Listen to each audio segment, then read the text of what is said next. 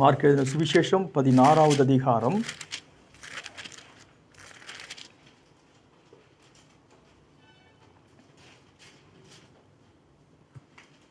16வது வசனம். மார்க் எழுதின சுவிசேஷம் 16வது அதிகாரம் 15வது வசனம்.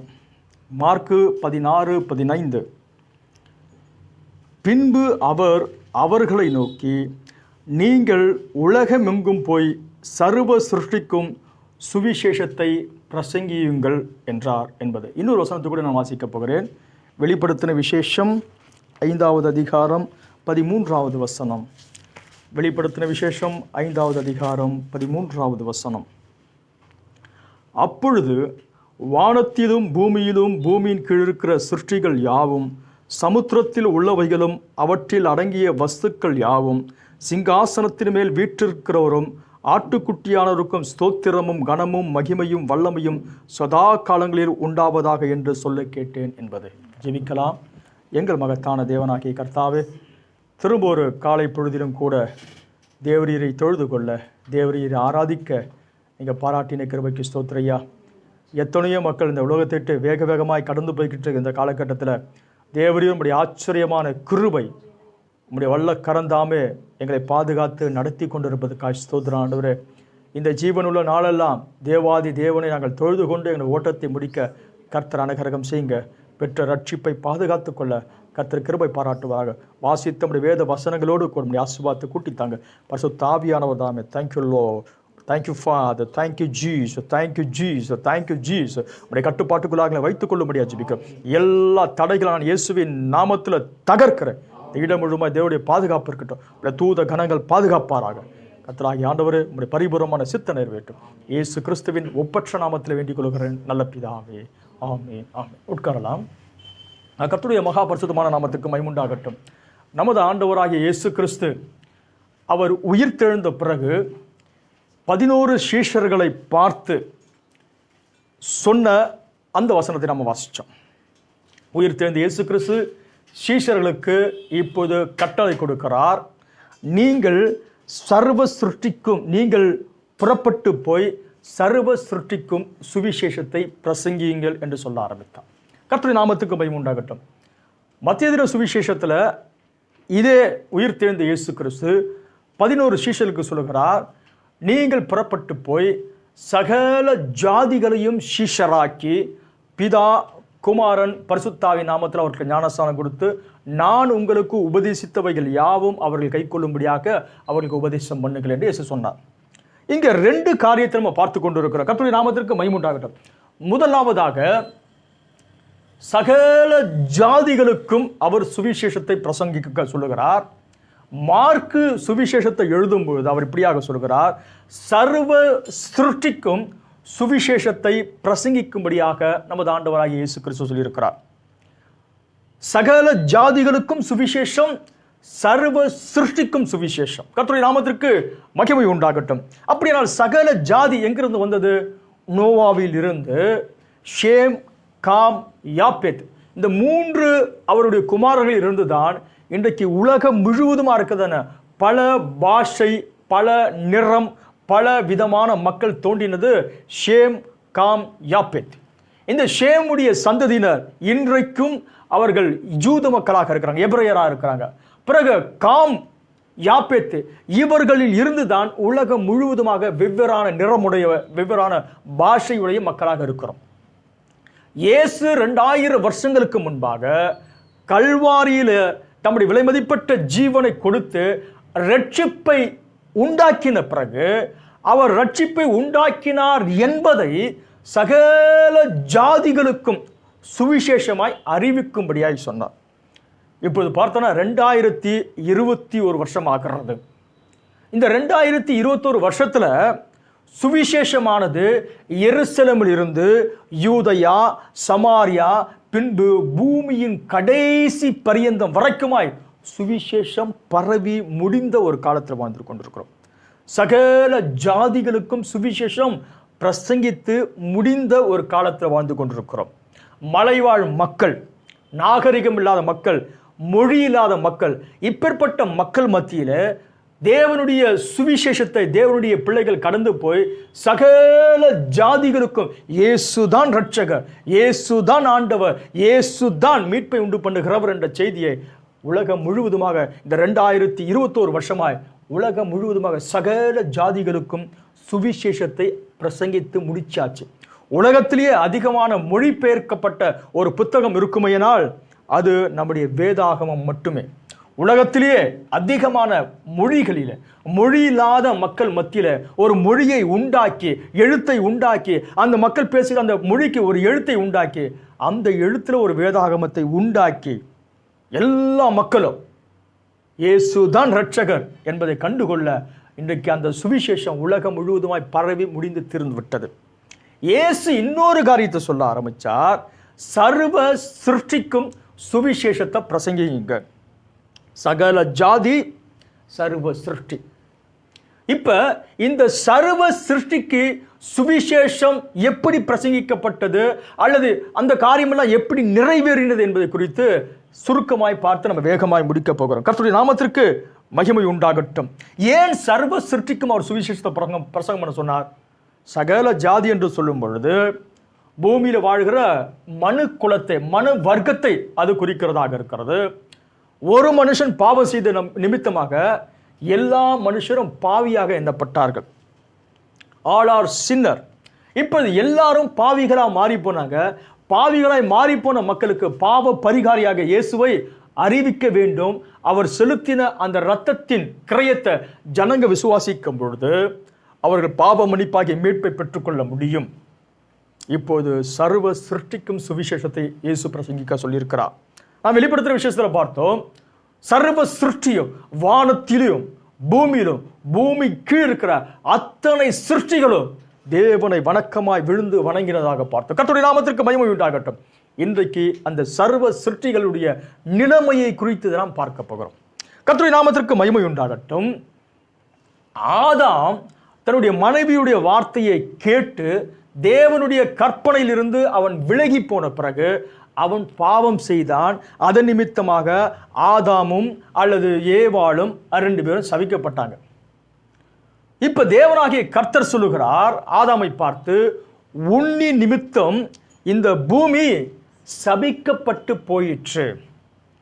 மனுக்குலம் மனுஷன் தவறு செய்தபடினால சாபத்தை ஏவாளும் பெற்றுக்கொள்ள ஆரம்பித்தால், ஆதாமும் பெற்றுக்கொள்ள ஆரம்பித்தான். அவனின் நிமித்தமாக தேவன் அவனுக்கு கொடுத்த இந்த பூமியும் சபிக்கப்பட்டு போயிற்று. தேவனாகிய கர்த்தர் சொல்லுகிறார், இந்த பூமி உனக்கு முள்ளையும் குறுக்கையும் முளைப்பிக்கும். நெரிஞ்சில் முள்ளு தரக்கூடியதான குறுக்கென்று சொல்லும் பொழுது நெரிஞ்சில் முள்ளை விளைவிக்கக்கூடிய அந்த செடியை அங்கு குறிப்பிடப்படுகிறதாக இருக்கிறது. அப்படியானால் ஆதியிலே ஏதனிலே முற்கள் இல்லை. ஆதியிலே ஏதனிலே மரணம் என்ற பேச்சுக்கு இடம் கிடையாது. ஆதாம் நித்திய காலமாய் வாழ்கிற ஒருவனாய் இருந்தான். ஏவாள் நித்திய காலமாய் வாழ்கிற ஒருவனாய் இருந்தான். அவனுக்கு கையளிக்கப்பட்ட அத்தனை ஜீவராசிகளும் ஜீவன் உடையதாய் இருந்தது. ஆதாமை போல அவர்களும் தொடர்ந்து வாழ்ந்துகிட்டே இருப்பாங்க. ஒரு மிருகம் ஒரு குறிப்பிட்ட காலம் வாழ்ந்து பிறகு மரித்து போவது தேவனுடைய சித்தம் கிடையாது. மனுஷனை போல மிருகங்களும் கூட தொடர்ந்து வாழ்ந்து கொண்டிருக்க வேண்டும் என்று கர்த்தர் விரும்பினார். எந்த மிருகமும் மனுஷனை தாக்குவதற்காக உண்டாக்கப்படவில்லை. ஆதாம் ஒரு சிங்கத்தின் மேல கையை வைத்து ஒரு நாய்க்குட்டியை போல அவன் தடவி கொடுத்துட்டு இருப்பான். சிங்கம் அவன் பக்கத்தில் உட்கார்ந்து கொண்டிருந்தது. தீங்கு செய்வார் ஒருவரும் இல்லை.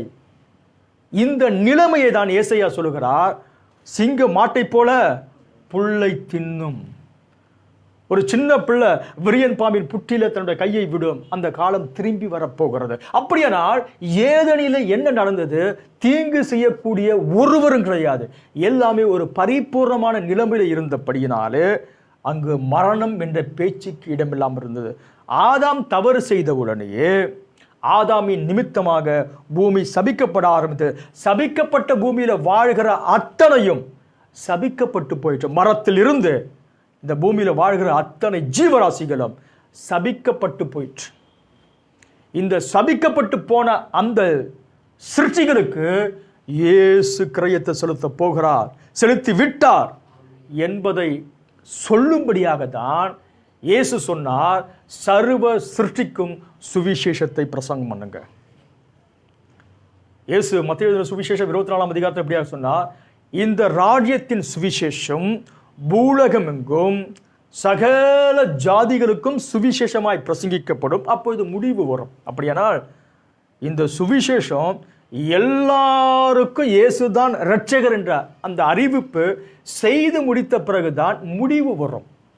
நியாய தீர்ப்பு நேரத்தில் வெள்ளை சிங்காசனத்துக்கு முன்பாக நிற்கிற ஒரு மனுஷன் ஆண்டவரே நீர் இரட்சகர் என்று எனக்கு தெரியாது, நீர் தான் கல்வாரே ஜீவனை கொடுத்தீர் என்று எனக்கு தெரியாது என்று ஒருத்தரும் சொல்லக்கூடாது.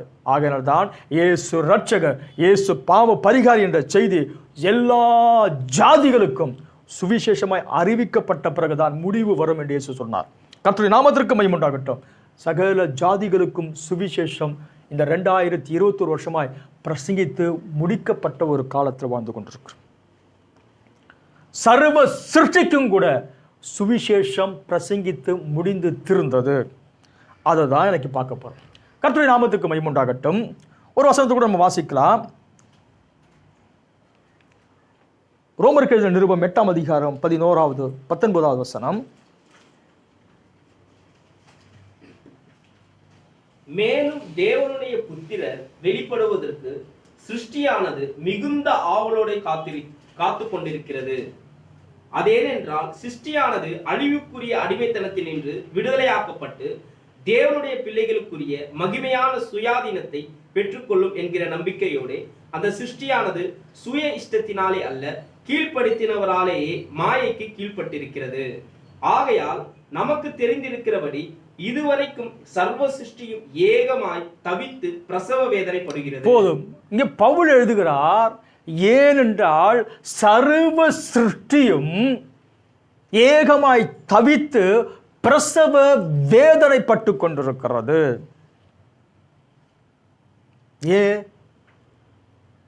ஆதாமின் நிமித்தமாக இந்த பூமி சபிக்கப்பட்ட உடனேயே அந்த சாபத்தில் இருந்து விடுவிக்கப்படுவதற்காக சர்வ சிருஷ்டியும் ஏகமாய் தவித்து பிரசவ வேதனைப்பட்டு கொண்டிருக்கிறது.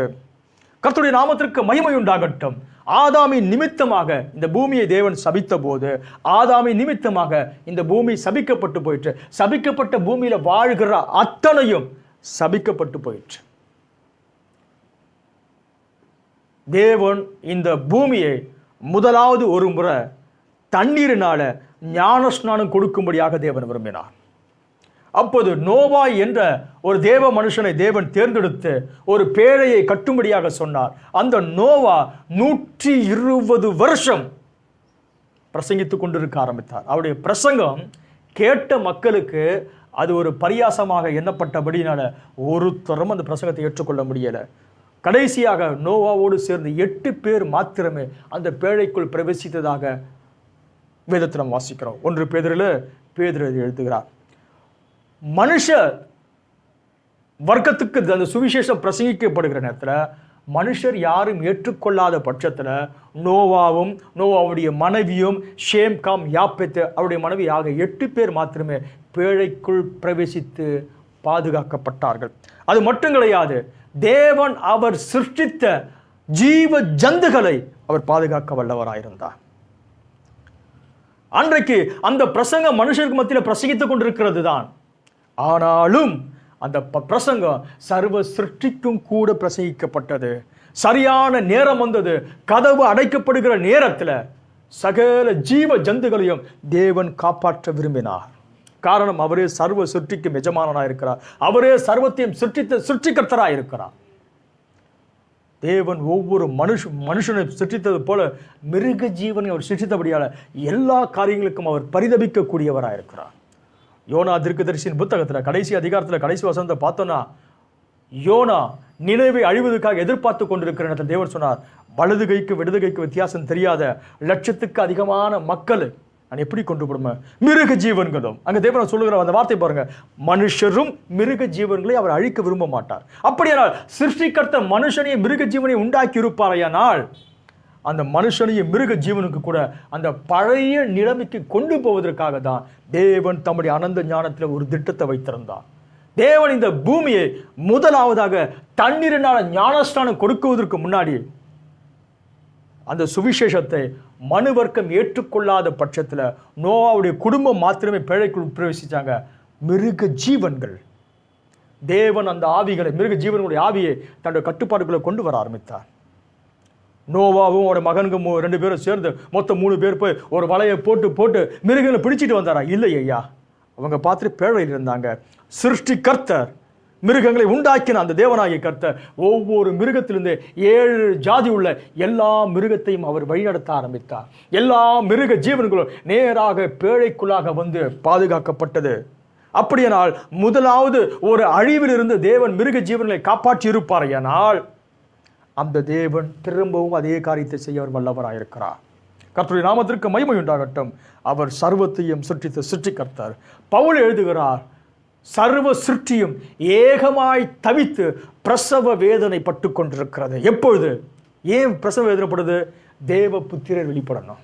ஆதாம் தேவனுடைய சாயலில் உண்டாக்கப்பட்டு தேவனுடைய நித்திய ஜீவனை பெற்ற அந்த மனுஷன் விழுந்து போனபடினாலே உலகம் பாவத்தினால் சபிக்கப்பட்டு போயிற்று. இப்போது அந்த பாவத்துக்கான பரிகாரத்தை இயேசு ஏற்படுத்தின பிறகு தேவ புத்திரர் வெளிப்படணும். என்னைக்கு ஆதாமுடைய அந்த மூல நிலைமைக்கு மனுக்குலம் வருகிறதோ அன்னைக்கு பாவ விமோசனத்தில் இருந்து சர்வ சிருஷ்டியும் விடுவிக்கப்பட போகிறது. அந்த நாளுக்காக தான் பவுல் எழுதுகிறார், சர்வ சிருஷ்டியும் ஏகமாய் தவித்து பிரசவ வேதனை பட்டு கொண்டிருக்கிறது. கர்த்தருடைய நாமத்திற்கு மகிமை உண்டாகட்டும். சர்வ சிருஷ்டியும் எப்போ தேவனுடைய புத்திர வெளிப்படுவாங்க, எப்போ தேவனுடைய புத்திர வெளிப்படுவாங்க, எப்போ தேவனுடைய புத்திர வெளிப்படுவாங்க என்று ஒவ்வொரு சிருஷ்டியும் எதிர்பார்த்து கொண்டிருக்கிறது. கர்த்தருடைய நாமத்திற்கு மகிமை உண்டாகட்டும். முதலாவது இந்த பூமியை தேவன் அழிக்கும் பொழுது நோவாவோடு கூட அவர் உண்டாக்கின சர்வ சிருஷ்டியையும் அவர் பாதுகாக்க வல்லவராயிருந்தார். அந்த இயேசு இன்றைக்கும் மாறாதவராக இருக்கிறார். அந்த இயேசு இன்றைக்கும் மக்கள் மீது, மிருக ஜீவன் மீது பரிதபிக்கக்கூடியவராயிருக்கிறார். நோவாவின் காலத்தில், யோனாவின் காலத்தில் தர்சிஷில் வாழ்ந்த, நினைவில் வாழ்ந்த அந்த மக்களையும் மிருக ஜீவனுக்காக பரிதபித்த அந்த தேவனாகிய கர்த்தர் இன்னைக்கும் அவர் பரிதபிக்க வல்லவராக இருக்கிறார். தீர்க்கதரிசியுடைய ஊழியத்தில் அவர் வேட்டைக்கு போகிற நேரத்தில் யாராவது ஒருத்தர் கேட்பாங்க, பிரதர் பேனம், நீங்கள் போயிட்டு வர நேரத்தில் எனக்கு ஒரு புள்ளிமான் வேணும், ஒரு கலைமான் வேணும், அது வேணும், இது வேணும். அவர் அவங்க பேச்சை கேட்டுக்கிட்டு ஒரு வேட்டையாடி அந்த பொருட்களை கொண்டு வந்து கொடுத்துட்டு இருப்பார். ஒரு முறை கர்த்தருடைய ஆவியானவரை கடிந்து கொள்ள ஆரம்பித்தார். உனக்கு தேவையான புசிக்கக்கூடிய அளவுக்கு மட்டுமே என்ன செய்யணும்? வேட்டையாடணும். எதையும் வேஸ்ட் பண்ணக்கூடாது. பரிசுத்த ஆவியானவர் கண்டித்த பிறகு அவர் யாருக்காகவும் வேட்டையாடாமல் தான் புசிக்க வேண்டிய அளவுக்கு மட்டுமே அவர் வேட்டையாட விரும்பினார். ஏனென்றால் சர்வத்தையும் சிருஷ்டித்தவர் சிருஷ்டிகர்த்தராக இருக்கிறார். கர்த்தருடைய நாமத்திற்கு மகிமை உண்டாகட்டும். இன்னைக்கு சர்வ சிருஷ்டிக்கும் சுவிசேஷம் பிரசங்கித்து அந்த காலத்தில் நாம் வாழ்ந்து கொண்டிருக்கிறோம். சர்வ ஜாதிகள், சகல ஜாதிகளுக்கும் 2000 வருஷமாக காடுகளில் வாழ்கிற மக்கள், நிர்வாணமாய் வாழ்கிற மக்கள் மத்தியில் சுவிசேஷம் காடு மலை எல்லா இடத்திலும் போய் இயேசுதான் ரட்சகர் 2021 வருஷமா பிரசங்கம் பண்ணி முடிஞ்சு தீர்ந்துச்சு. இப்போ என்ன நடக்கணும் அப்படி பார்த்தோன்னா, சர்வ சிருஷ்டிக்கும் கூட சுவிசேஷம் பிரசங்கம் பண்ணணும். இயேசு சொன்னார், லூக்கா எழுதின சுவிசேஷம் 17ஆம் அதிகாரத்தில், நோவாவின் நாட்கள் நடந்தது எப்படியோ அப்படியே மனுஷகுமாரி நாட்கள் நடக்கும். நோவா பிரசங்கித்தார், யாரும் பிரசங்கத்தை கேட்கல. ஒரு குடும்பம், ஏராளமான மிருக ஜீவன்கள் காக்கப்பட்டது. இந்த காலத்திலும் கூட தேவன் அதையே செய்ய போகிறார். கர்த்தருடைய நாமத்திற்கு மகிமை உண்டாகட்டும். அவர் நல்ல தேவனாகவே இருக்கிறார். தேவனுடைய புத்திரர்கள் வெளிப்படுகிற ஒரு காலம். அந்த வெளிப்படக்கூடிய அந்த தேவனுடைய புத்திரை வெளிப்படுவதற்காக சர்வ சிருஷ்டியும் ஏகமாய் தவித்து பிரசவ வேதனைப்பட்டுக்கிட்டு, ஓ தேவனுடைய புத்திரை வெளிப்படணும், தேவனுடைய புத்திரை வெளிப்படணும், தேவனுடைய புத்திரை வெளிப்படணும். எப்போ வெளிப்பட போறாங்க? 1000 வருஷம் அரசாட்சி அல்லது இன்னும் ஒரு 10, ஒரு 50, 100 வருஷத்துக்கு பிறகா? தீர்க்கதரிசி சொல்றாரு, கவனிங்க. புத்திர சுவிகாரம் என்ற செய்தியில தீர்க்கதரிசி சொல்கிறார், நான் வாசிக்கிறேன், கவனிங்க. புத்திர சுவிகாரம் என்ற செய்தியில 4வது பகுதி, அது தற்போதைய காலத்தை தவிர வேற எந்த காலத்திலாவது தேவனுடைய புத்திரை வெளிப்பட முடியும் என்பதை என் சகோதரனே எனக்கு காண்பியுங்கள், பார்க்கலாம். சிருஷ்டி அனைத்தையும் விடுதலையாக்கும் நேரம் சரித்திரத்தில் வேற எந்த காலத்தில் உண்டாயிருந்தது? தேவனுடைய புத்திரர் வெளிப்படும் காலத்திற்காக சிருஷ்டியானது தவித்து வேதனைப்பட்டு கொண்டிருக்கிறது. ஏன்? இயேசுவின் மரணத்தின் மூலம் பாவ நிவாரணம் உண்டாவதற்கு முன்பு, பரிசுத்த ஆவி ஊற்றப்படுவதற்கு முன்பு, பழைய ஏற்பாட்டின் காலம் தொடங்கி இதுவரைக்கும் தேவனுடைய புத்திரர் வெளிப்பட்டிருக்க முடியாது. இந்த நேரத்திற்காக அது காத்திருக்க வேண்டியதாக இருந்தது. இப்பொழுதோ எல்லா காரியங்களும் கொண்டு வரப்பட்டு தலைக்களை நோக்கி வடிவமைக்கப்பட்டு தேவனுடைய புத்திர வெளிப்படுதலை அது கொண்டு வந்தது. தேவ ஆவியானவர் இந்த மனுஷருக்குள்ளாக பரிபூர்ணமாக வந்து கிறிஸ்துவின் ஊழியத்தைப் போலவே அவருடைய ஊழியமும் இருந்தது. அவரையும் அவருடைய சபையும் ஒன்றாக இணைக்கிறது. பவுல் எழுதுகிறார், எவர்கள் தேவனுடைய ஆவியினால் வழிநடத்தப்படுகிறார்களோ அவர்கள் தேவனுடைய புத்திரர் எனப்படுகிறார். தேவனுடைய ஆவியினுடைய பரிபூரத்தின் காலத்தில் இன்றைக்கு நாம் வாழ்ந்து கொண்டிருக்கிறோம். அப்படியானால் இந்த காலத்தில் தான் தேவனுடைய புத்திரர்கள் வெளிப்படுகிற ஒரு காலம். ஒரு மனுஷன் பாவம் செஞ்சான், அதை நிமித்தம் எல்லாரும் பாவியா மாறி போனாங்க. இயேசு ஒருவர் பரிசுத்தமானவராய் வந்தார். அவரின் நிமித்தமாக அத்தனை பேரும் இயேசுடைய ரட்சிப்பை ஏற்றுக்கொண்டவங்க அத்தனை பேரும் மரணத்தை ஜெயமாக விழுக்கிறோம். ஒருத்தனால பாவியானாங்க, இப்போ இயேசுவால் அத்தனை பேர் நீதிமானாக்கப்பட்டிருக்கிறோம். அப்படியானால் ஒரு காரியத்தை செய்வதற்கு முன்பாக தேவனாகிய கர்த்தர் காட்சியில ஒரு நபரை கொண்டு வருவார். ஒரு ஆதாம் பாவம் செய்தான், அதன் நிமித்தமாக முழு மனுக்குலம் பாவியாக மாறினாங்க. ஒரு இயேசு நீதிமானாகி வந்தார், அவரை நிமித்தமாக அவருடைய ரத்தத்தினால், அவருடைய ஆவியினால், அவருடைய வார்த்தையினால் இன்றைக்கு நீதிமான்களாக்கப்பட்டிருக்கிறோம். அப்படியானால் தேவ புத்திரர்கள் வெளிப்படுகிற காலத்தில் தேவன் ஒரு மனுஷனை காட்சிக்கு கொண்டு வந்து தேவனுடைய புத்திரர்கள் வெளிப்பட்ட காலம் இதுதான் என்பதை தேவன் நிரூபிக்க அவர் வல்லமை உடையவராயிருந்தார். அந்த காரியம் நம்முடைய காலத்தில் இந்த 1900 இந்த காலகட்டங்களிலே தேவன் நிரூபிக்க வல்லவராயிருந்தார். கர்த்தருடைய நாமத்திற்கு மகிமை உண்டாகட்டும். தீர்க்கதரிசியுடைய ஊழியத்தில் ஒரு முறை அவரும் அவருடைய நண்பர் ஒருவர் அவர் வீட்டில் வராண்டாவில் உட்காந்து பேசிட்டு இருக்கிறாங்க. அன்னைக்கான செய்தித்தாளை எடுத்துக்கிட்டு 2 பேரும் படிச்சுட்டு இருக்கிறாங்க. அப்படி 2 பேரும் படிச்சுட்டு இருக்கிற நேரத்தில் அந்த செய்தித்தாளில் ஒரு நீக்கிரோ பெண் கள்ளத்தனமாக ஒரு பிள்ளையை பெற்றுக்கிட்டா. அந்த பெண்ணை கொன்றுட்டு அந்த பிள்ளையை தூக்கி எங்கேயோ போட்டுட்டா. அந்த நிகழ்வு அன்னைக்கான பேப்பரில் வந்துட்டு இருந்தது. அதை பிரதர் பேனமும் அவரோடு கூட இருக்கிற நண்பரும் வாசிச்சுக்கிட்டு அந்த காரியத்தை குறித்து ரொம்ப வேதனையோடு கூட பேசிட்டு இருக்கிறாங்க. ஒரு பிள்ளையை பெற்றுட்டு அந்த பிள்ளையை கொன்று போடக்கூடிய அளவுக்கு பெண்கள் இந்த அளவுக்கு தரங்கட்டு போயிட்டாங்க அப்படி பேசிட்டு இருக்கிற நேரத்தில் பிரதர் பேனத்தினுடைய வீட்டு வாசலுக்கு அருகாமையில் அமெரிக்காவில் வாழுகிறதான ஆப்பசோம் என்று சொல்லக்கூடியதான ஒரு சின்ன மிருக ஜீவன், ஒரு ஜீவ ஜந்து அவருடைய வீட்டு வாசல்ல வந்து காத்துக்கிட்டு இருக்குது. அதோட கூட அதோட குட்டியெல்லாம் இருக்கு. அது எங்கேயாவது பிரயாணப்பட்டு போச்சுன்னா அந்த தாயினுடைய ஆப்பசோம் மேலே குட்டியெல்லாம் மேலே ஏறிக்கிட்டு பிரயாணப்பட்டு போகும். கூட குட்டியெல்லாம் அதை கூட்டிகிட்டு வந்துடுச்சு. அந்த ஆப்பசோமுக்கு மேலே ஒரு புண்ணு, ஏதோ ஒரு காயம் ஏற்பட்டு புண்ணு இருக்குது, ஈயெல்லாம் மொச்சிக்கிட்டு இருக்குது. அது அடிப்பட்டு காயப்பட்டு வேதனையோடு கூட தன்னுடைய குட்டியெல்லாம் கூப்பிட்டுக்கிட்டு இந்த தீர்க்கதரிசியுடைய வீட்டு வாசலில் இருக்குது. ஆப்பசோமாக அவங்க பார்க்குற ஒரு ஜீவ ஜந்து அது. அதனால் அதை குறித்து அவர் ரொம்ப பெருசாக ஒன்றும் யோசிக்கலை.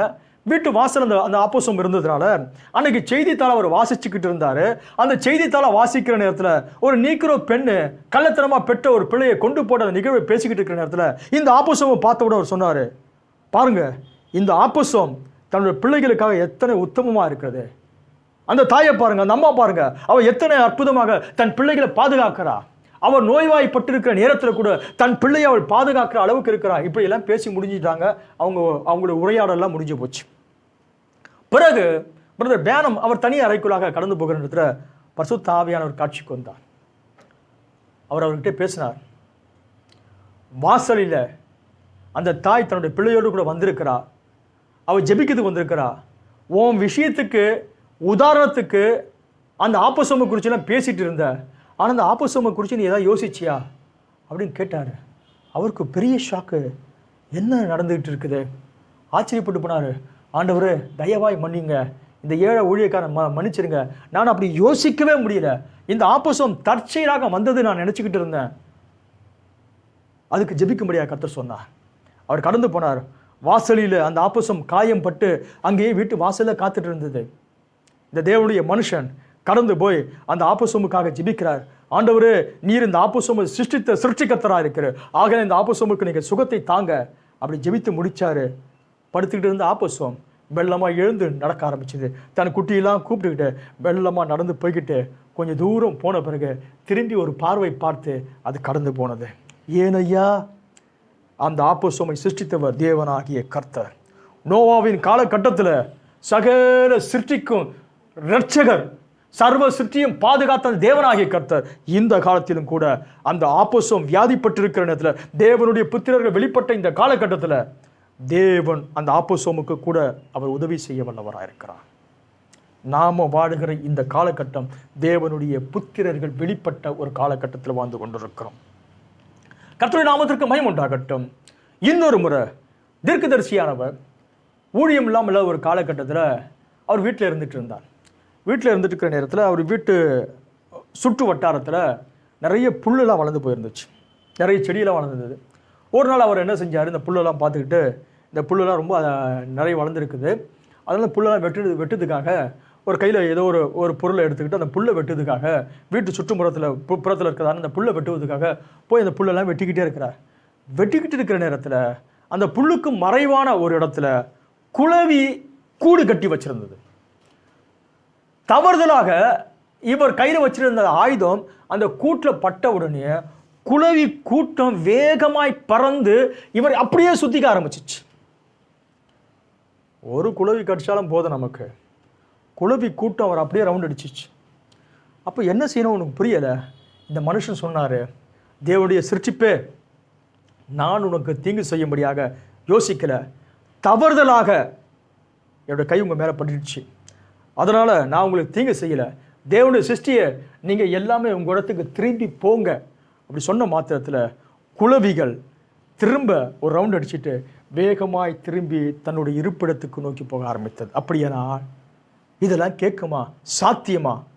நோவாவின் காலகட்டத்தில் பேழைக்குள்ளாக மிருகங்கள் உள்ள வர முடியுமா? எனால் நோவாவின் காலத்தில் இருந்த அதே தேவனாகிய கர்த்தர் இன்னைக்கும் ஜீவிக்கிறார், இன்னைக்கும் அவர் இரட்சகராக இருக்கிறார், இன்னைக்கும் மீட்பை உண்டு பண்ணுகிற தேவனாக இருக்கிறார். சர்வ சிருஷ்டிக்கும் சுவிசேஷம் பிரசங்கித்த ஒரு காலகட்டத்தில் நாம் வாழ்ந்து கொண்டிருக்கிறோம். கர்த்தருடைய நாமத்திற்கு மகிமை உண்டாகட்டும். ஆகையினால தான் இந்த காலத்துக்காக தான் சர்வ சிருஷ்டியும் ஏகமாய் தவித்து பிரசவ வேதனை பட்டு கொண்டிருக்கிறது. கர்த்தருடைய நாமத்திற்கு மகிமை உண்டாகட்டும். ஒரு முறை பிரதர் பேனத்தோடு கூட ஒரு சகோதரர் 2 பேர் போயிட்டுருக்குறாங்க. ஒரு டேமில் அவங்க மீன் பிடிக்கணும். மீன் பிடிக்கிறதுக்காக 2 பேர் இருக்கிறாங்க. 2 பேரும் போயிட்டுருக்குறாங்க. அதில் ஒருத்தர் யெகோவா சாட்சி சபையை சார்ந்தவர். யெகோவாவின் சாட்சி சபையை சார்ந்தவங்க இயேசுவை தேவன் என்று ஏற்றுக்கொள்ள மாட்டாங்க. இயேசுவை ஒரு தீர்க்கதரிசியாகவும் அல்லது இயேசு 2ஆம் நிலையில் இருக்கக்கூடிய ஒருவர் அப்படி விசுவாசிக்கக்கூடிய ஒருத்தர். எப்படியோ தீர்க்கதரிசியுடைய ஊழியத்தில் தேவன் செய்கிற அந்த காரியத்தெல்லாம் பார்த்து அவர் தீர்க்கதரிசியோடு கூட ஒரு நல்ல ஐக்கியத்தை உண்டு பண்ணிக்க ஆரம்பித்தார். அவங்க ஒரு சின்ன படகுல மீன் பிடிக்கிறதுக்காக போனாங்க. அந்த மனுஷன் தொடர்ந்து இவருடைய ஊழியத்தில் தேவன் செய்கிற ஒவ்வொரு அற்புதங்களை குறித்து பேசிக்கிட்டே இருக்க ஆரம்பித்தார். அந்த மனுஷன் கேட்டுக்கிட்டே இருக்க ஆரம்பித்தார். இப்போ இவர் போகிற நேரத்தில் அதுக்கு முந்தின நாள் இவங்க படகுல பிரயாணப்பட்டு போவதுக்கு முன்னாடி பரிசுத்த ஆவியானவர் காட்சிக்கு வந்தார். நாளைக்கு ஒரு உயிர்த்தெழுதல் நடக்க போகிறது என்று தேவன் சொன்னார். இவருடைய தன்னுடைய சிந்தனையில் இப்படி யோசிக்க ஆரம்பித்தார். இவர் வீட்டை விட்டு வேட்டைக்கு புறப்பட்டு போவதுக்கு முன்னாடி அவருடைய மகனாகிய ஜோசப், சின்ன பையன், அவங்க வீட்டில் ஒரு பூனை குட்டி போட்டு வச்சுட்டு இருந்தது. அந்த பூனை குட்டி போட்டு வச்சிருக்கிறதுனால இந்த ஜோசப் என்ன செய்ய ஆரம்பிச்சா, சின்ன குழந்தை அந்த ஒரு குட்டியை கையில் பிடிச்சிக்கிட்டு அப்பா கிட்ட காட்டுறதுக்காக நேராக எடுத்துகிட்டு வர நேரத்தில் பூனை குட்டியை பிடிக்க தெரியாமல் அதை அழுத்தி வேகமாக அப்படியே அழுத்தி பிடிச்சிக்கிட்டு அப்பா கிட்ட காட்டுறது. அப்பா கத்துனார், ஓஹோ கொன்றுடுவேன். இந்த சின்ன பையனாக இருந்தபடியாக தூக்குன பையன் பூனை குட்டியை கீழே போட்டான். கீழே போட்ட உடனே அது ஒரு மாதிரி ஆயிடுச்சு. உடனே அவங்க ஜோசஃபுடைய சகோதரி அந்த குட்டியெல்லாம் எடுத்துக்கிட்டு ஒரு அட்டைப்பெட்டியில் வச்சு வீட்டில் வச்சுட்டு இருந்தாங்க. இவர் காரில் புறப்பட்டு வேட்டைக்கு போயிட்டார். இப்போ இவருடைய சிந்தனையில் என்ன வந்தது, ஒருவேளை அந்த பூனைக்குட்டி செத்து போயிருக்கும், ஜோசப் அதை அழுத்திட்டான், ஜோசப் கீழே போட்டாச்சு, அதனால பூனைக்குட்டி செத்து போயிருக்கும். தேவனாகிய கர்த்தர் அந்த பூனைக்குட்டியை தான் அவர் உயிர் கொடுக்க போறாரு, அப்படி அவர் சிந்திச்சுக்கிட்டே இருந்தார். இந்த விஷயம் யாருக்கும் தெரியாது. ஆண்டவர் சொன்னார், நாளைக்கு ஒரு உயிர்த்தெழுதல் நடக்க போகிறது என்று. இவர் தன்னுடைய சிந்தனையில் இந்த காரியத்தை யோசிச்சுட்டு இருக்கிற நேரத்தில் மீன் பிடிச்சிட்டு இருக்கிறாங்க. 2 சகோதரர் இருக்கிறாங்க. இயேசு கிறிஸ்து ஊழியத்தில் செய்த தீர்க்கதரிசியுடைய ஊழியத்தில் இயேசு கிறிஸ்து செஞ்ச அற்புதங்களை குறித்து தொடர்ந்து பேசிக்கிட்டு இருக்கிறாங்க. பேசிக்கிட்டு இருக்கிற நேரத்தில் கூட வந்து ஒரு சகோதரர் ஒரு மீனை பிடிச்சார். அதுக்கு முந்தின நாள் நிறைய மீன் பிடிச்சாங்க. அதுக்கு அடுத்த நாள் திரும்ப அவங்க தூண்டில் போடுற நேரத்தில் ஒரு சின்ன குட்டி மீன், சின்ன மீன் மட்டும் கிடச்சிச்சு. அந்த மீனை எடுத்த உடனே அந்த மீன் தூண்டில் முள் அந்த ஊக்கை அப்படியே விழுங்கிட்டதுனால வயிற்றுக்குள்ளே போயிடுச்சு. அப்போ என்ன செய்ய ஆரம்பித்தாங்க, அந்த ஊக்கு எடுக்கிறதுக்கு முள் எடுக்கிறதுக்காக வேறு வழி கிடையாது, அதை பிடிச்சி ஒரு இழு இழுக்கணும். அப்படி இழுத்த உடனே அந்த முள்ளோடு கூட சேர்ந்து அந்த ஊக்கோடு கூட சேர்ந்து குடலை எல்லாம் வாய் வழியாக பிஞ்சுக்கிட்டு வந்துடுச்சு. கடைசி அந்த சின்ன மீனை பார்த்து, சின்னவனே அப்படி சொல்லிட்டு ஒரு அலட்சியமாக கூட இருந்தவர் அந்த மீனை சின்ன மீனை தூக்கி திரும்ப தண்ணியில் போட்டாங்க. தண்ணியில் போட்டு இவங்க தொடர்ந்து மீன் பிடிக்கிறதுக்கான அந்த காரியத்துக்குள்ளாக போயிட்டுருக்குறாங்க. காற்று வேகமாக வீசி கொண்டு இருந்தது. அந்த காற்றில் அந்த தண்ணியில் இருந்த குப்பை மற்ற எல்லா காரியமும் சேர்ந்து ஓரமாக தள்ளி தள்ளி வந்துருக்கிற நேரத்தில் செத்துப்போன அந்த சின்ன மீனும் கூட அப்படியே மிதங்கி மிதங்கி மிதங்கி மிதங்கி குப்பையோடு கூட சேர்ந்து ஒரு பக்கமாக சேர்ந்து போச்சு. இவங்க மீன் பிடிச்சிட்டு போயிட்டு இருக்கிறாங்க, பெரிய மீனுக்காக எதிர்பார்த்துருக்குறாங்க. பரிசுத்த ஆவியானவர் திடீரென்று அந்த படகுக்குள்ளாக இறங்கி வந்தார். காலூண்டி நிற்க சொன்னார். அவர் காலூண்டி நின்றார். அந்த சின்ன மீனுக்கு உயிரை கொடு என்று சொன்னார். என்ன நடக்கிறது? கூட இருக்கிற 2 பேரும் பார்த்துட்டு இருக்கிறாங்க. தீர்க்கதரிசி அந்த படகுல காலூண்டி எழுந்து நின்றார். செத்து போய் சில நிமிஷங்கள் ஆயிட்டு இருக்கிறது. வாய் வழியாக குடலெல்லாம் வெளியே வந்துடுச்சு, செத்து போயிடுச்சு. அதை பார்த்தா கூட இருந்த சகோதரன் சொன்னார், சிறியவனே என்று ஒரு கேவலமாய் சொல்லி அந்த சின்ன மீனை தூக்கி போட்டாச்சு. இப்போ தேவனாகிய கர்த்தர் பார்த்தார், அந்த மீனுக்கு ஜீவனை கொடுக்க சொன்னார். அந்த மீனுக்கு நான் உனக்கு ஜீவனை தருகிறேன் என்று சொன்ன மாத்திரத்தில் அந்த மீன் உயிர் பெற்று பிறகு நீந்தி வேகமாய் கடந்து சென்றதை 2 பேரும் பார்த்தாங்க. யெகோவாவின் சாட்சி உள்ள ஒரு சகோதரர் இருக்கிறார். அவருக்கு தெரியும், ஓ யெகோவா தான் தேவனை நினைச்சிட்டு இருந்தார் மனுஷன். அந்த யெகோவா தான் இயேசுவாக இருக்கிறார். பழைய ஏற்பாட்டின் யெகோவா புதிய ஏற்பாட்டின் இயேசு கிறிஸ்துவாக இருக்கிறார். ஏனையா, தேவன் சர்வ சிருஷ்டிக்கும் அவர் தேவனாய் இருக்கிறார். சர்வ சிருஷ்டிக்கும் அவர் தேவனாக இருக்கிறார் என்பதை தேவன் நிரூபிக்க வல்லவராயிருந்தார். முதலாவது பார்த்தோம் ஒரு ஆப்பசம். 2வது பார்க்கிறோம் குளவி கூட்டம். குளவி கூட்டத்தில் ஒரு மனுஷன் பேசினா குளவிக்கு கேட்குமா? தேவனுடைய புத்திரர் இருக்கும்போது சிங்கத்து மேலே ஒருத்தன் அப்படியே கை தடவிக்கிட்டே இருப்பான். சிங்கம் அவன் பக்கத்தில் ஆட்டுக்குட்டியை போல இருக்க போது ஒரு சின்ன பிள்ளை விரியன் பாம்பின் புற்றில் கைவிடும். தீங்கு செய்வார் ஒருவரும் கிடையாது. நமது ஆண்டவராகிய இயேசு கிறிஸ்து 40 நாள் உபவாசிக்கும் பொழுது அவர் மிருகங்களோடு கூட சஞ்சரித்து கொண்டு வந்தார் என்று மார்க் எழுதுகிறார். ஆதாமுடைய அந்த முதல் நிலைமைதான் திரும்பி வரும்படியாகத்தான் இயேசு கல்வாரியில கிரயத்தை செலுத்தினார். இன்னொரு சந்தர்ப்பத்தில் தீர்க்கதரிசி ஒரு மனுஷனுக்காக ஜெபிக்க போறார். அந்த இடத்துக்கு அவர் பல வருஷத்துக்கு முன்னாடி போனதுனால திரும்ப அந்த இடத்துக்கு போறாரு. ஒரு வியாதி உள்ள ஒரு மனுஷனுக்கு ஜெபிக்கிறதுக்காக. அப்போ கார் ஒரு குறிப்பிட்ட இடத்துல நிறுத்திட்டாரு. அந்த இடத்துக்கு போனோம்னா ரொம்ப சுற்றிக்கிட்டு போனோம். ஒரு ஷார்ட் வே இருந்துச்சு, ஒரு பெரிய வேற ஒரு இடம் இருந்தது. அந்த இடத்த வேலி போட்டு வச்சுருந்தாங்க. அந்த வேலிக்குள்ளாக புகுந்து அந்த நிலத்தை தாண்டினா இவர் சந்திக்கக்கூடிய அந்த மனுஷனுடைய வீடு வந்துடும், ரொம்ப ஷார்ட்டாக.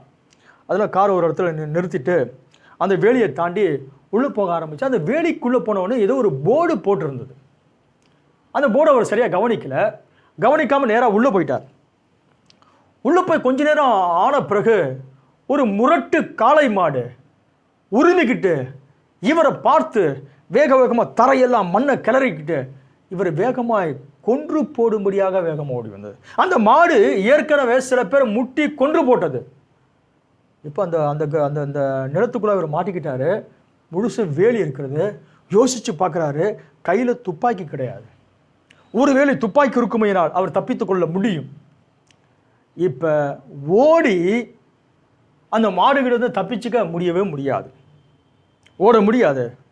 அவர் சொல்லுகிறார், தேவன் என் இருதயத்தை தெய்வீக அன்பினாலே அவர் நிரப்ப ஆரம்பித்தார். என்னுடைய இருதயத்தை அவர் தெய்வீக அன்பினால் நிரப்பினபடினாலே என் இருதயமெல்லாம் தேவ அன்பினால் நிரப்பப்பட்டு அந்த மாட்டுக்கு விரோதமாக நான் எதையும் யோசிக்காமல் அன்போடு கூட அந்த மாட்டை பார்த்து நான் பேச ஆரம்பித்தேன். தேவனுடைய சிருஷ்டிப்பே, நான் தெரியாதனமாக வந்துட்டேன். அங்கே போர்டு ஏதோ போட்டு இருந்தது, அந்த போர்டை கவனிக்கலை. நான் உனக்கு தீங்கு செய்யும்படியாக வரலை. நான் இங்கே என்னுடைய ஊழியத்தின் நிமித்தம் வியாதிப்பட்டிருக்கிற ஒரு மனுஷனுக்கு ஜெபிக்கும்படியாக நான் வந்திருக்கிறேன். ஆகையினால நான் உனக்கு எந்த தீங்கு செய்ய மாட்டேன், நீயும் போய் படுத்துக்கொள் என்று சொல்றார். எப்படி ஐயா? இது விசுவாசிகள் விசுவாசிக்கிற ஒன்று. இதை விசுவாசிக்கிற மக்கள் நம்ம காண போகிறோம். ஒரு காலம் வரப்போகிறது, அந்த காலத்தில் நீ மிருகத்திட்ட பேச முடியும், நான் மிருகத்தோடு பேச முடியும். அதைத்தான் தேவன் நம்முடைய காலத்தில் செய்து காட்டினார். கொன்று போடும்படியாக வேகமாக வந்த மாடு, ஒரு மனுஷன் பேசுகிறார். தேவனுடைய சிருஷ்டியை, நான் உனக்கு எந்த விதமான தீங்கு செய்ய போது கிடையாது, நான் தெரியாதனமா வந்துட்டேன், நீ போய் படுத்துக்கொள்ளுன்னு சொன்ன மாத்திரத்தில் வேகமாய் தரையெல்லாம் மண்ணை கிளறிக்கிட்டு வந்த மாடு மெல்லமா பின்னாடி போயிட்டு ஒரு இடத்துல போய் படுத்துக்கிச்சு. அந்த தேவன் இன்னைக்கு தேவனாக இருக்கிறார். சர்வ சிருஷ்டிக்கும் சுவிசேஷம் நம்முடைய காலகட்டத்தில் பிரசங்கிக்கப்பட்டாயிற்று. தேவனுடைய புத்திரர்கள் வெளிப்பட்ட ஒரு காலத்தில் நாம் வாழ்ந்து கொண்டிருக்கிறோம் என்பதை மறந்து போகக்கூடாது. கர்த்தருடைய நாமத்துக்கு மகிமை உண்டாகட்டும். தேவனுடைய புத்திரர் வெளிப்படுவதற்காக தான் ஆதாமின் காலத்திலிருந்து சர்வ சுற்றியும் பிரசவ வேதனைப்பட்டு கொண்டிருந்தது. முதலாவதாக தேவன் இந்த பூமியை தண்ணீரினால் அழிப்பதற்கு முன்னாடி தீர்க்கதரிசி சொல்லுகிறார், இந்த பூமியை தண்ணீரினால் ஒரு முறை ஞானஸ்நானம் கொடுத்தாரு. இரண்டாவது முறையாக இயேசு கிறிஸ்து விலைமதிப்பட்ட ரத்தம் இந்த பூமியில சிந்தி இயேசுவின் ரத்தத்தினால பூமியை ஒரு முறை வாஷ் பண்ணார். ஒரு முறை தண்ணீர், ஒரு முறை ரத்தத்தில் வாஷ் பண்ணார். இப்போ இந்த பூமிக்கு கடைசியாக அக்கினி ஞானஸ்நானம் கொடுக்க போகிறார். அக்கினி ஞானஸ்நானம் கொடுத்த பிறகு இந்த 3 கட்டம் மாறின உடனே பூமி பழைய ஏதனுக்கு திரும்ப போகிறது. இந்த பழைய ஏதனுக்கு திரும்புகிற அந்த நேரத்தில் பழைய ஏதனில மிருகங்கள் எப்படி இருந்ததோ, ஆதாம் எப்படி இருந்தானோ, அந்த காரியம் திரும்ப தேவன் உண்டாக்குவதற்காகத்தான் இந்த சுவிசேஷம். முதலாவது தண்ணீர் ஞானஸ்நானம் பூமிக்கு கொடுத்தார். இரண்டாவதாக இயேசு கிறிஸ்துவின் ரத்தம் இந்த பூமியில சிந்தப்பட்டது. அந்த சிந்தப்பட்ட ரத்தத்தின் நிமித்தமாக அந்த ரத்தத்தை விசுவாசிக்கிறவர்களுக்கு ரட்சிப்பு உண்டாக்கப்பட்டது. இப்போது இந்த பூமி நெருப்பினால ஒரு ஞானஸ்நானம் இருக்குது. காஸ்மாஸ் இருக்கு சொல்றாரு. அப்படின்னா இந்த உலக ஒழுங்கு, இந்த உலகத்துடைய எல்லா காரியத்தையும் தேவனாகிய கர்த்தர் நெருப்பினால எல்லாவற்றையும் அழித்து போட்டு பழைய ஏதன் நிலைமைக்கு கொண்டு வருவதற்கு முன்னாடி இந்த சுவிசேஷம் சகல ஜாதிகளுக்கும் பிரசங்கிக்கப்பட வேண்டும். இந்த சுவிசேஷம் சர்வ சிருஷ்டிக்கும் பிரசங்கிக்கப்பட வேண்டும். நோவாவுடைய காலகட்டத்தில் நோவா ஜனங்களுக்கு பிரசங்கிச்சுக்கிட்டே இருந்தார். ஒரு காலகட்டம் வந்தது, மனுஷன் ஏற்றுக்கல. மிருக ஜீவன்கள் எல்லாம் சரியாக அந்த பேழைக்குள்ளாக வழிநடத்தப்பட்டிருக்குமையானால் இன்னைக்கு தேவன் மனு குலத்துக்கு 2000 வருஷத்துக்கு முன்னாடி ரட்சிப்பை கொடுத்திருக்கிறார். அது போலவே ஆதாமை நிமித்தமாக இந்த பூமி சபிக்கப்பட்டபடியால இந்த பூமியில் இருக்கிற மிருக ஜீவன்களும் கூட சபிக்கப்பட ஆரம்பிச்சது. எனக்கு இன்னொரு மிருகத்தை கொன்று சாப்பிட்டுட்டு இருக்குது. தேவன் ஆதியில அந்த நிலைமையில கிடையாது. சிங்கம் என்ன செஞ்சிருக்கும்? ஆதாம் காலத்துல மாட்டை போல புல்ல தின்னுச்சு. சிங்கம் மாட்டை போல புல்லு தின்னுச்சு. ஆதாம் அது மேல தடவி கொடுத்துருப்பான். புலி பக்கத்துல இருக்கும். எல்லா மிருக ஜீவன்கள் மத்தியில அவன் சந்தோஷமாய் வாழ்ந்து கொண்டிருந்தான். தீங்கு செய்வார் ஒருவரும் இல்லை. அந்த காலம் திரும்பி வருவதற்கு முன்னாடிதான் தேவன் இந்த வார்த்தையை நிரூபிக்கும்படியாக தேவனுடைய புத்திரர்கள் வெளிப்படுகிற ஒரு காலகட்டத்தில் சிருஷ்டியெல்லாம் எதிர்பார்த்துட்டு இருந்தது. ஓ, தேவன் புத்திர வெளிப்பட்டாதான் இந்த சாபத்திலிருந்து நாங்கள் விடுவிக்கப்பட முடியும். சர்வ சிருஷ்டியும் தேவ புத்திர வெளிப்படுவதற்காக ஏகமாய் தவித்து பிரசவ வேதனை பட்டு கொண்டிருக்கிற காலகட்டத்தில் நாம் வாழ்ந்து கொண்டிருக்கிறோம். கர்த்தருடைய நாமத்திற்கு மகிமை உண்டாகட்டும். இன்னொரு முறை ஒரு பெண் தன்னுடைய காரை அப்படியே ரிவர்ஸ் எடுக்க ஆரம்பிச்சிட்டான். அப்படி ரிவர்ஸ் எடுத்துகிட்டு இருக்கிற நேரத்தில் என்ன நடந்துச்சு பார்த்தோன்னா, தெரியாதனமாக ஒரு சின்ன நாய்க்குட்டி மேலே அந்த காரை ஏற்றிட்டான். காரை ஏற்றிட்டு அந்த பெண்ணு போயிட்டா. அந்த நாய்க்குட்டி சாகக்கூடிய தருவாயில் இருந்துச்சு. அது பிழைக்கவும் இல்லை, உயிரும் இருக்கிறது, ஆனால் சாகவும் இல்லை. அப்படிப்பட்டதான ஒரு சூழ்நிலை. அந்த நேரத்தில் ஒரு வாலிப பையன் ஒருத்தர் வந்துட்டு அந்த பையன் சொன்னான், பிரதர் பில், நீங்கள் உங்கள் துப்பாக்கி எடுத்துகிட்டு அது வேதனைப்படுற காட்சி ரொம்ப பரிதாபமாக இருக்குது, உங்கள் துப்பாக்கினால் அதை சுட்டு அந்த நாய்க்குட்டியை கொண்டு போட்டுடுங்க அப்படின்னு சொன்னார். அந்த பேனத்துக்கு கோவம் வந்துடுச்சு. அவர் சொன்னார், நான் கொலைக்காரன் கிடையாது, நான் வேட்டைக்காரன். நான் கொலைக்காரன் கிடையாது, நான் கொலை பண்ண கொல்ல மாட்டேன், வேட்டையாடுவேன். எதுக்கு வேட்டையாடுவேன்? நான் புசிப்பதற்கு தேவையானது. அவர் வேட்டையாட எதையும் வேஸ்ட் பண்ண மாட்டார். தேவன் அவர் எச்சரித்தார், நீ வேட்டையாடுகிற எதையும் வேஸ்ட் பண்ணக்கூடாது, உனக்கு தேவையானது மட்டுமே வேட்டையாடணும். அப்போ அந்த பையன் அந்த காட்சியை பார்த்து அந்த நாய்க்குட்டி சாகக்கூடிய தருவாயில் இருந்துச்சு. கடந்து போகிறாரு, அந்த நாய்க்குட்டிக்காக ஜீவிக்கிறாரு. தேவன் கிருபையாக அந்த நாய்க்குட்டிக்கு ஜீவனை கொடுத்தார். தேவன் மனுஷனுக்கு மட்டும் ஜீவன் கொடுக்கிறவர் கிடையாது, அவர் சர்வத்தையும் சிருஷ்டித்த சிருஷ்டிகர்த்தர். அவர் சகலவற்றுக்கும் ஜீவனை கொடுக்கிற ஜீவாதிபதியாக இருக்கிறார். கர்த்தருடைய நாமத்திற்கு மகிமை உண்டாகட்டும். அந்த தேவன் இன்னைக்கும் நம்முடைய தேவனாக இருக்கிறார். நம்ம காலம் எப்படிப்பட்ட ஒரு காலம்? சகல ஜாதிகளுக்கும் சுவிசேஷம் 2000க்கு அதிகமான வருஷம் எல்லா ஜாதிகளுக்கும் சுவிசேஷம் பிரசங்கம் பண்ணி முடிஞ்சு தீர்த்தாச்சு. அப்போ எல்லாரும் இயேசுவை ஏற்றுக்கிட்டாங்களா? எல்லாரும் இயேசுவை ஏற்றுக்கொள்ள முடியாது. நித்திய ஜீவனுக்கென்று தேவன் யாரை முன்குறித்து வைத்திருக்கிறாரோ அவங்க இயேசுவை ஏற்றுக்குவாங்க. அந்தந்த காலத்தில் ஏன் சுவிசேஷம் பிரசங்கம் பண்ணப்படுறது? இயேசு தான் ரட்சகர், இயேசு தான் மீட்பர், இயேசு தான் பாவ பரிகாரி. நியாய தீர்ப்புக்கு வந்த பிறகு, நியாய தீர்ப்புக்கு முன்னாடி, ஆண்டவரே நீங்க எனக்கு ரட்சகர் என்று தெரியாது, அப்படி தெரிஞ்சிருந்தா நான் உண்மை ஏற்றுக்கொண்டிருப்பேனே என்று ஒருவரும் சொல்லக்கூடாதபடிக்கு தான் இந்த சுவிசேஷம் சகல ஜாதிகளுக்கும் எல்லா ஜனத்திற்கும் பாஷை இல்லாத, அதாவது மொழி இல்லாத அதாவது எழுத்து இல்லாத மக்கள் மத்தியிலும் கூட அவங்க பேசுகிற அந்த பாஷையில் இருந்து ஒரு எழுத்தை உண்டு பண்ணி அந்த மக்கள் மத்தியிலும் கூட வேதாகமத்தை கொண்டு போய் இயேசு ரட்சகர், இயேசு ஆண்டவர், இயேசு ஒருவர் தான் பாவ பரிகாரி என்பதை அவர் நிரூபிக்க ஆரம்பித்தார். நம்முடைய தீர்க்கதரிசியுடைய ஊழியத்திலும் கூட ஆப்பிரிக்க தேசத்தில் ஏராளமான ஆப்பிரிக்கன்ஸ் காட்டுவாசிகளாக இருக்கிறாங்க. அவர் ஒரு முறை ஆப்பிரிக்காவில் பிரசங்கம் பண்ணிட்டு இருக்கிறாரு.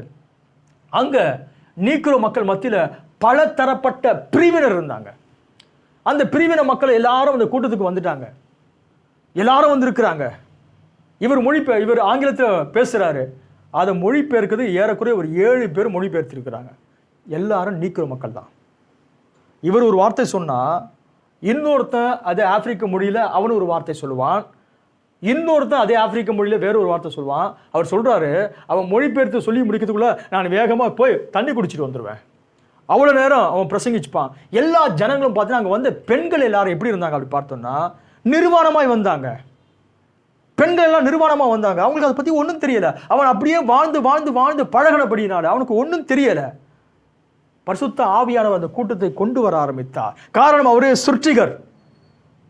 அவர் ஒருவரே அந்த காட்டுவாசி மக்களுக்கு கூட கல்வாரியில ஜீவனை கொடுத்திருக்கிறார் என்பதற்காக அந்த மக்களையும் கூட அவர் தான் கூப்பிட்டு வந்தார். எல்லாரும் கேட்டாங்க. சுவிசேஷம் முடிஞ்சது. அந்த மக்களுக்காக அவர் ஜெபிக்கிறார். பரிசுத்த ஆவியானவர் அவரை தொடும்படியாக கேட்கிறார். பெந்தகோஸ்து நாளில் இறங்கி வந்த பரிசுத்த ஆவியானவர், கொர்நேலியு வீட்டில் இறங்கி வந்த பரிசுத்த ஆவியானவர் இப்பொழுது நிர்வாணமாக இருக்கிற அந்த ஆதிவாசி மக்களை அதே தேவனாகிய கர்த்தர் அவர்கள் மீது வந்து இறங்க ஆரம்பித்தார். பரிசுத்த ஆவியானுடைய பிரசன்னம் ஒவ்வொரு பெண்களையும் ஆண்களை தொட்ட மாத்திரத்தில் அவங்க மத்தியில் ஒரு பெரிய மாற்றம் ஏற்பட ஆரம்பிச்சது. பரிசுத்த ஆவியின் அபிஷேகத்தை பெற்ற மாத்திரத்தில் ஒவ்வொரு நிர்வாணமாக இருக்கிறதை அவர்கள் புரிந்து கொள்ள முடிஞ்சது. தீர்க்கதரிசி சொல்றாரு, அந்த பெண்கள்லாம் ஆண்களுடைய சமூகத்திலிருந்து வேகமாக ஓடி தங்களுடைய நிர்வாணத்தை எல்லாம் மூடிக்கொள்ள ஆரம்பிச்சாங்க. ஏனையா, சகல ஜாதிகளுக்கும் சுவிசேஷம் நம்முடைய காலத்தில் பிரசங்கம் பண்ணி முடிஞ்சு தீர்ந்தாச்சு. சர்வ சிருஷ்டிக்கும் கூட சுவிசேஷம் பிரசங்கம் பண்ணி முடிஞ்சு தீர்ந்தாச்சு என்பதற்கு அறிகுறியாகத்தான் தேவன் எந்த காலத்திலும் செய்யாத ஒன்று. நோவாவின் பேழைக்கு நேராக மிருக ஜீவனை வழிநடத்த அதே தேவனாகிய கர்த்தர் ஆப்போசோம் என்று சொல்லக்கூடிய அந்த ஜீவராசியை நம்மளை மத்தியில் கொண்டு வர ஆரம்பித்தான். தீர்க்கதரிசி ஜெபிக்கிறாரு. ஆப்போசோம் சுகமற்று போனது. குளவி கூட்டம் வந்தது.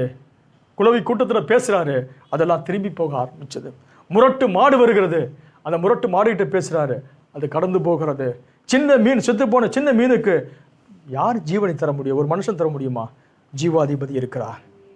பேதுரு சொல்கிறார், இயேசுவை பார்த்து இயேசு யூத ஜனத்திட்ட சொல்கிறாரு, ஜீவாதிபதியை நீங்கள் கொலை செய்தீர்கள். யாருங்க ஐயா ஜீவாதிபதி? நமது ஆண்டவராக இயேசு கிறிஸ்து. அவர் ஒருவரே ஜீவனை அளிக்க முடியும். அவர் சொன்னார், நான் ஜீவனை கொடுக்கவும் அதை எடுக்கவும். அவர் ஜீவனை கொடுப்பாரு, அவரால் எடுக்க முடியும். அவர் ஜீவனை அளிக்கிற தேவனாக இருந்தார். கர்த்தருடைய நாமத்துக்கு மகிமை உண்டாகட்டும். அவருக்கு நேரம் இருக்க ஒரு சின்ன விஷயத்தை நான் சொல்லி முடிக்க விரும்புகிறேன். ஒரு கோழி குஞ்சு வளர்த்துட்டு இருக்கிறோம். ஒரு 7 கோழி குஞ்சு நம்மக்கிட்ட இருந்துட்டு இருந்தது. கோழி குஞ்சு மத்தியில் பார்த்தீங்கன்னா ஒரு கோழி குஞ்சு எதையோ சாப்பிட்டுட்டு ஒரு விதமாக இருந்துட்டு இருந்தது. ஒரு 2-3 நாள் மற்ற கோழி குஞ்சில் இருந்து அது கொஞ்சம் விலகி இருந்துகிட்டே இருந்தது. அதுக்கு என்ன முடிஞ்சிருக்க மருந்துலாம் ஊற்றிட்டு இருந்தோம். அப்படியே சில நாள் போச்சு. ஒரு நாள் சாயந்தரம் தான் எல்லா கோழியும் ஒன்றா போட்டு கூண்டில் போட்டு அடைச்சாச்சு.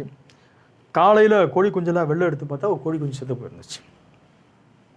பிறகு அந்த 6 கோழி குஞ்சு ரொம்ப பாதுகாத்து வளர்த்துக்கிட்டு இருந்தோம் நம்ம. ஒரு நாள் அந்த கோழிக்கெல்லாம் நிறைய மீன் போட்டேன். மீன் போட்டதுனால மீனெல்லாம் சாப்பிட்டுட்டு எல்லாமே சுறுசுறுப்பு இல்லாமல் எல்லாம் சோர்ந்து போய் எல்லாமே அப்படியே இருந்துகிட்டு இருந்தது. பிறகு அந்த 6ல் 1 ரொம்ப சோர்ந்து போய் எங்கேயாச்சும் இருந்துட்டுருக்கோம். அது ஒரு பெரிய வேதனையாக இருந்துகிட்டு இருந்தது. என்ன ஆண்டவரே, நானும் தப்பு பண்ணிட்டேன். கோழிக்கு அதிகமாக மீன் நான் நிறைய கொடுத்துட்டேன். அது இப்போ சோர்வாக இருக்குது. ஏற்கனவே ஒரு கோழி கொஞ்சம் செத்து போச்சு. இப்போ 2வது 1 என்ன செய்யுது, ரொம்ப சீரியஸ் கண்டிஷனில் இருக்குது. நான் தான் தெரியாதனமாக மீனெல்லாம் கொடுத்துட்டேன். அப்படி யோசிச்சிருக்கிறத என்னோட சிந்தனையில் ஒரு காரியம் வந்துச்சு. அவர் தாமே எல்லாவற்றையும் சிருஷ்டிகர்த்தராக இருப்பார். ஏனால் அந்த தேவன் இன்னைக்கும் மாற மாட்டார். மனசில் அந்த எண்ணம் இருந்துகிட்டே இருந்தது. திரும்ப அந்த 6 கோழி குஞ்சை தூக்கி அந்த கூண்டில் போட்டு அடைச்சாச்சு. சாயந்தரமாக திறந்து பார்த்தா கோழி குஞ்சு படுத்துக்கிட்டு இருக்குது. என்றைக்கும் கோழி குஞ்சு உடம்பு சரின்னா நின்றுக்கிட்டு அப்படியே தலை குனிஞ்சு உறங்கிக்கிட்டு இருக்கோம். எப்போ படுக்கோன்னா செத்து போச்சுன்னா படுத்துக்கும். ஆனால் ரொம்ப முடியல உள்ளே பார்த்தோன்னா அந்த கோழி குஞ்சு படுத்துக்கிட்டு இருந்துச்சு. எடுத்து பார்த்தா எனக்கு ரொம்ப வேதனையாக இருந்துச்சு. அவர் சிருஷ்டிகர்த்தர். எனக்கு கோழி குஞ்சு ஜெபிக்கலாமே. ஜெபிச்சுட்டு திரும்ப அந்த கோழி குஞ்சை உள்ளேயே போட்டாச்சு. மூடிட்டோம். ஜெபம் பண்ணி முடிச்சாச்சு. அதுக்கு அடுத்த நாள் காலையில் ஒரு எண்ணம் இருந்துகிட்டு இருந்தது. கண்டிப்பாக இந்த கோழி குஞ்சு செத்து போயிடும். நம்ம ஜெபிச்சிருக்கிறோம், கோழி குஞ்சு செத்து போயிருக்கோம். அதனால் காலையில் எடுத்த உடனே அந்த கோழி குஞ்சு செத்து போன அந்த கோழி குஞ்சு நம்ம பார்க்கக்கூடாதுன்னு சொல்லிட்டு கொஞ்சம் நேரத்தை கடத்திக்கிட்டு ஜெபம் பண்ணி எல்லா காரியம் முடிஞ்சு ரொம்ப லேட்டாக என் மனசெல்லாம் எப்படி இருந்ததுன்னா, சில நாளுக்கு முன்னாடி வேற ஒரு கோழி குஞ்சு செத்து போச்சு. அதுபோல் இந்த கோழி குஞ்சு செத்து போய் படுத்துட்டு இருக்க போகுது. ஏன்னா நான் சாயந்தரம் பார்த்தா அந்த கோழி குஞ்சு படுத்துக்கிட்டு இருந்துச்சு. இப்போ இந்த கோழி குஞ்சு செத்து போயிருக்கும் அந்த நிலைமையில தான் கதவை திறந்து பார்த்தா எல்லாம் உயிரோடு இருந்தது. ஆச்சரியப்பட்டு போன அவர் ஜீவாதிபதியாக இருக்கிறார். அவர் ஜீவ ரட்சணை செய்யக்கூடியவராக இருக்கிறார். அவர் சர்வ சுற்றிக்கு மெச்சமானவராக இருக்கிறார். ஆகையால் நம்முடைய காலகட்டம் தேவனுடைய புத்திரர்கள் வெளிப்பட்ட காலம். தீர்க்கதரிசி சொல்கிறார், வேற எந்த காலத்தில் தேவனுடைய புத்திரர் வெளிப்பட முடியும்? புத்திர சுவிகாரம் அடாப்ஷன் இந்த செய்தியில் பேசுகிறார். வேற எந்த காலத்தில் தேவனுடைய புத்திரர் வெளிப்படுவாங்க? இந்த காலம் இல்லாமல் இந்த காலத்தில் தான் தேவனுடைய புத்திரர்கள் வெளிப்பட்டார்கள். அன்றைக்கு முதலாவது ஆதாம் மிருகத்தோடு பேச முடிந்தது. அவன் அதை இழந்து போனான். தேவ புத்திரர்கள் வெளிப்பட்ட இந்த காலகட்டத்தில் இங்க தேவன் ஒரு மனுஷனை ஏற்படுத்துகிறார். அந்த மனுஷன் முரட்டு மாடு கிட்ட பேசுறாரு. மாடு அடங்கி போகிறது. ஒரு மனுஷன் குளவிகளிடத்தில் பேசுகிறார். குளவி கூட்டம் திரும்ப பறந்து தன்னுடைய கூட்டுக்கு நேராக ஓடுகிறது. ஜெபிக்கிற நேரத்தில் ஆப்போசம் ஜீவனை பெற்றுக்கொண்டது, சுகத்தை பெற்றுக்கொண்டிருக்கும். ஐயனால் இன்றைக்கு தான் தேவ புத்திரர்கள் வெளிப்பட்ட ஒரு காலம்.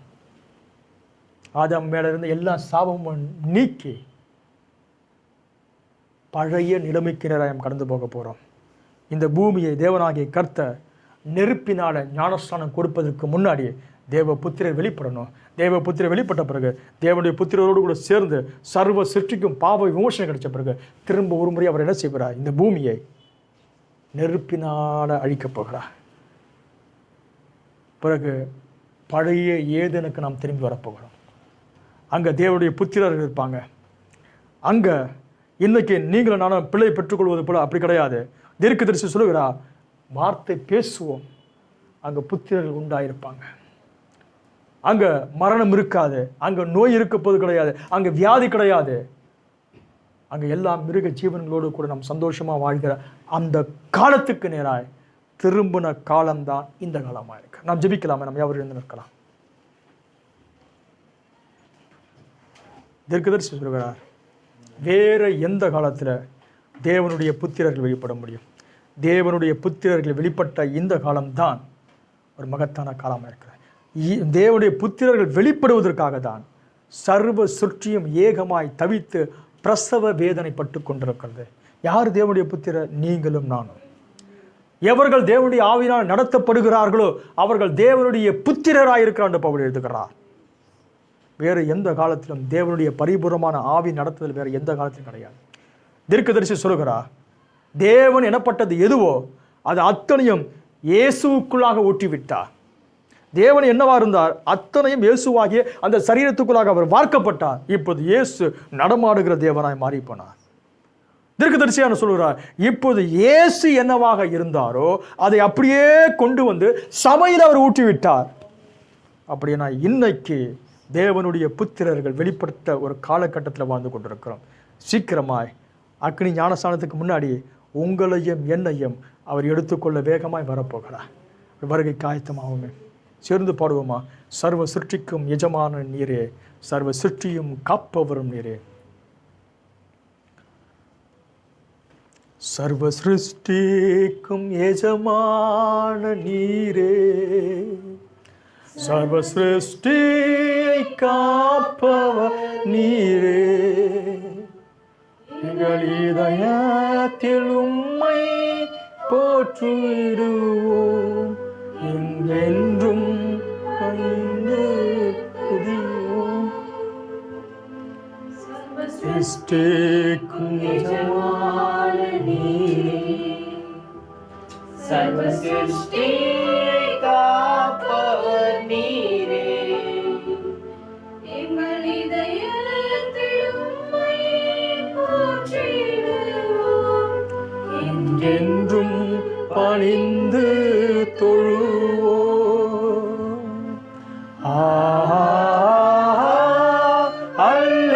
அல்லேலூயா,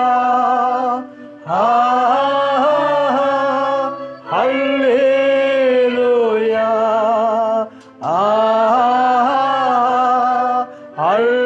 அல்லேலூயா, ஆமென். எல்லா மனிதர்க்கும் ஆண்டவர் நீரே, எல்லா ஆசீர்வாதத்திற்கும் ஊற்றே. எங்கள் இதயத்தில் உம்மை பொங்கினோமே, என்றோ உம்மாசி பெறவே. எல்லா மனிதர்க்கும் ஆண்டவர் நீரே, எல்லா ஆசீர்வாதத்திற்கும் ஊற்றே.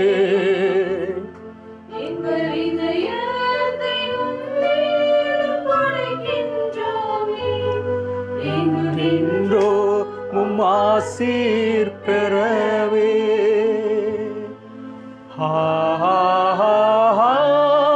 அல்லேலூயா, அல்லேலூயா,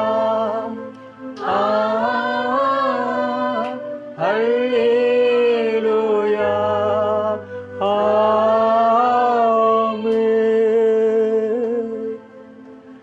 எங்கள் மகத்தான தேவனாகிய கர்த்தாவே, சர்வ சிருஷ்டிக்கும் எஜமானனே, சர்வத்தையும் சிருஷ்டித்த சிருஷ்டிகர்த்தாவே, உம்மை நாங்கள் நன்றியோடு துதிக்கிறையா. தேவனுடைய கரத்தில் இருந்து அந்த முத்திரிக்கப்பட்ட அந்த புத்தகத்தை வாங்கி அதை திறந்த ஆட்டுக்குட்டியானவர் அதை திறந்த பிறகு ஐயா, வானத்துக்கும் பூமியிலையும் சமுத்திரத்தில் உள்ள அத்தனை சுற்றியும் ஏகமாய் வந்து உம்மை தொழுது கொண்டதை நாம் பார்க்கிறோம். ஆண்டவரே, நீர் ஒருவரே சகலத்தை மீட்டு கொண்டீர். நீர் ஒருவரே மீட்பர். நீர் ஒருவரே எங்களுக்கு இனத்தான் எங்களை மீட்பராக இருந்தீரையா. ஆதாமை நிமித்தமாக சர்வ சிருஷ்டியும் இன்றைக்கு தேவனுடைய புத்திரர் வெளிப்படுவதற்காக காத்திருந்த இந்த காலகட்டத்தில், தேவனுடைய புத்திரர் வெளிப்படுகிற ஒரு காலத்தில் நாங்கள் வாழ்ந்து கொண்டிருப்பதற்காக நன்றி செலுத்துகிறோம் ஐயா. சகல ஜாதிகளுக்கும் சுவிசேஷம் பிரசங்கப்பட்டது போலவே சர்வ சிருஷ்டியும் கூட இன்றைக்கு தேவ புத்திரர் வெளிப்படுவதற்கு ஏகமாய் தவித்து பிரசவ வேதனைப்படுகிற இந்த காலகட்டத்தில் இன்றைக்கு தேவ புத்திரெல்லாம் வெளிப்பட்டு சர்வ சிருஷ்டியும் பழைய நிலைமைக்கு நேராக நாம் கடந்து போக போகிறோம் ஆண்டவர். பழைய ஏதனுக்குள்ளாக இன்றைக்கு நாங்கள் திரும்ப போக போகிறோம். திரும்ப அளிக்கப்படுதல் செய்திக்கு நேராக கர்த்தாவே நாங்கள் திரும்ப அந்த பழைய நிலைமைக்குள்ளாக எங்களை இட்டு செல்ல போகிற நல்ல பரிசுத்த ஆவியானவருக்கு நன்றி செலுத்துகிறோம் ஆண்டவர். வந்த மக்களை ஆசீர்வதிப்பீராகப்பா. இந்த வார்த்தையை கேட்க போகிற மக்களை நீர் ஆசீர்வதிப்பீராக. ஒவ்வொரு குடும்பத்தையும் நீங்கள் கிருபையாய் பாதுகாத்துக் கொள்ள முடியாது ஜெபிக்கிறையா ஆண்டவரே. கடந்த வாரத்தில் ஒரு மரண செய்தியை கேட்டோம். இந்த வாரத்தில் ஒரு மரண செய்தி. இப்படியாக ஆண்டவரை தொடர்ந்து கர்த்தாவை மக்கள் மரித்து கொண்டிருக்கிற இந்த காலகட்டத்தில் தேவரீர் உடைய பாதுகாக்கும் கரம் உடைய பிள்ளைகளை கிருபையாய் பாதுகாத்து கொண்டிருப்பதுக்கு ஸ்தோத்திரம் ஆண்டவரே. வந்த மக்களை ஆசீர்வதிங்க. இந்த வார்த்தையை கேட்க போகிற பிள்ளைகளை நீர் ஆசீர்வதிங்க. எங்கள் சபைக்குரிய ஒவ்வொரு குடும்பத்தை நீர் ஆசீர்வதிக்கும்படியாக ஜெபிக்கிறோம். ஒவ்வொரு தனிப்பட்ட ஒவ்வொரு குடும்பத்தையும் நீங்கள் தயவாய் பாதுகாத்துக் கொள்ளும்படியாக ஜெபிக்கிறோம். ரத்தம் அவர்களை மூடிக்கொள்ளும்படியாக ஜெபிக்கிறோம். உடைய கர்த்தாவே ஆணி பாய்ந்த கருத்துக்குள்ளாக அவளை வைக்கிற உடைய சேற்ற நிழலை மூடிக்கொள்ளும்படியாக எல்லாம் வல்ல எங்கள் ஆண்டவராகிய இயேசு கிறிஸ்துவின் ஒப்பற்ற நாமத்தில் வேண்டிக் கொள்கிறேன் நல்ல பிதாவே. ஆமென். ஆம். கர்த்தர் உங்களை ஆசீர்வதிப்பாராக. God bless you.